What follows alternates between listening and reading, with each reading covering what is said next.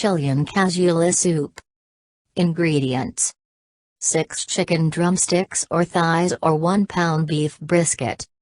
3 cups cubed peeled butternut squash, 1-inch cubes.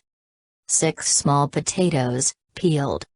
6 pieces of fresh or frozen corn on the cob, 2 inches each. 3 carrots, cut into 1-inch chunks.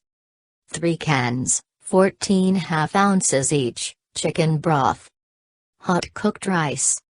Hot pepper sauce to taste.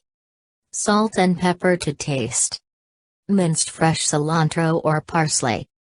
Directions: in a large soup kettle or Dutch oven, place the chicken, squash, potatoes, corn, carrots and broth, bring to a boil.